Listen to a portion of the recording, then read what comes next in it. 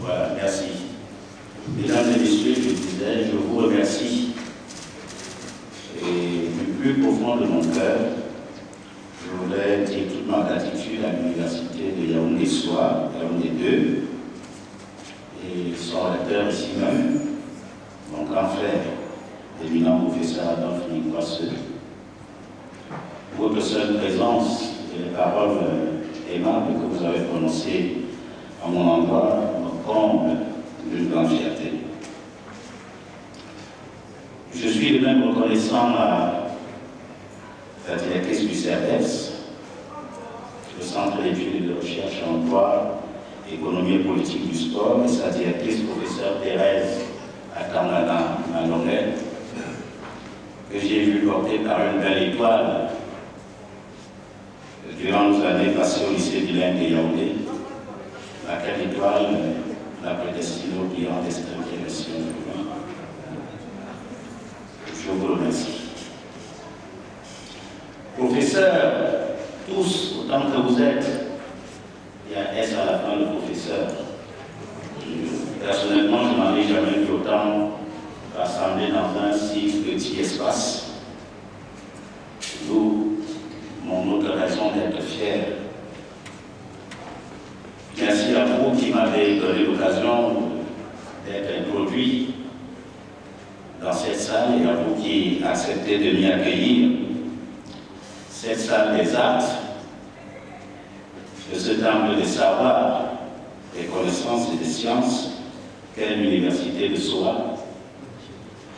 Cette enceinte, je le sais, est régulièrement le lieu du scellement des actes dont la portée dépasse le simple rayon du Cameroun, et de m'y avoir introduit témoin suffisance du respect que vous manifestez à la petite personne que je suis. Vous m'offrez l'occasion ce jour d'avoir à nouveau à parler de mon livre. J'ai écrit il y a 12 ans, sous le titre Desperate Football House, 6 mois dans l'enfer de l'Africafoot. Vous remarquerez au passage, vous qui êtes devenu sur le tard adepte du bilinguisme, avec la création de la Commission nationale de promotion du bilinguisme et du multiculturalisme, que j'avais 12 années d'avance sur vous. Ce livre est le fruit de mon passage météorique à la Fédération camerounaise de football en qualité de directeur général du 26 août 2006 au 27 février 2007. Pour dire vrai, je n'étais pas allé à l'Africafoot pour en sortir gardé d'un livre. C'est vrai, j'ai longtemps fréquenté cette institution en tant que journaliste chargé de la couverture des événements sportifs, notamment ceux liés au football.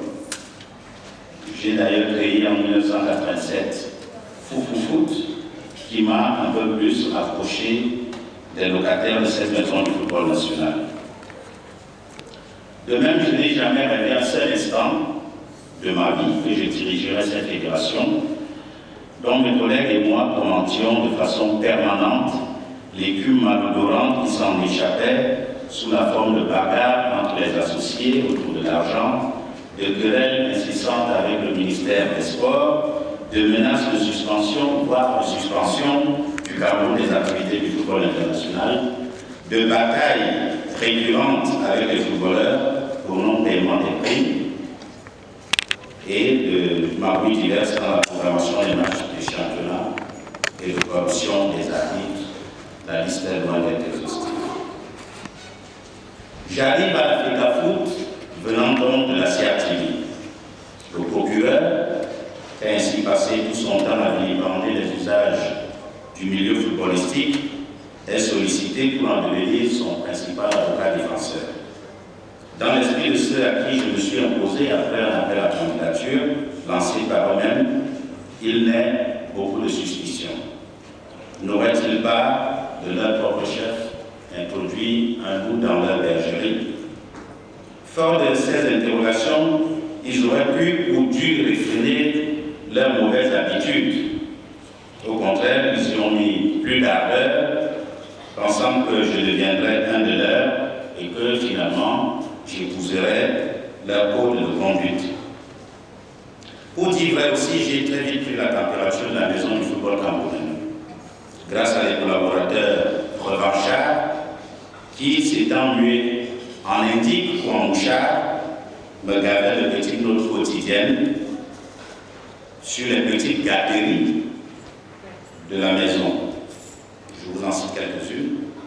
Manipulation des ailes des joueurs et de leur passeport, détournement des joueurs et raquettes de ces derniers, émission de fausses licences, transfert illicite des joueurs, non-justification de dépenses effectuées au nom de l'association, collusion avec la FIFA pour mettre à mal le gouvernement, délit initié, multiplication de missions fictives, dissimulation des termes des contrats, gonflement des facturations, usage de faux diplômes par les employés, trahison, chantage régulier sur le président de l'Africa pour lui escorter des fonds, non-remboursement systématique des dettes contractées auprès de la fédération, mauvaise tenue express des comptes de l'association, arnaque des sponsors, non-exécution des comptes des instructions de la tutelle et rébellion à son encontre, non-application des recommandations des instances laitières.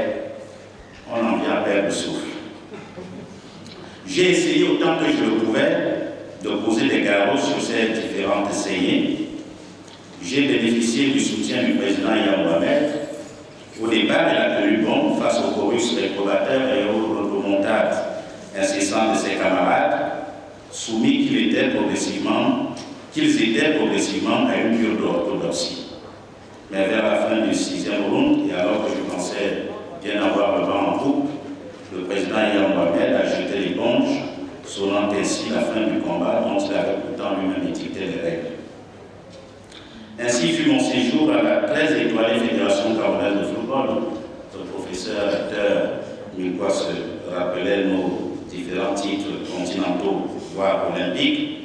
La maison du football, berceau des lions indomptables, quintuple champion d'Afrique, médaillé d'or olympique. Oh, que ces trophées sont trompeurs. Tellement trompeurs si l'on considère la grande gabegie qui règne dans toutes les strates de notre football.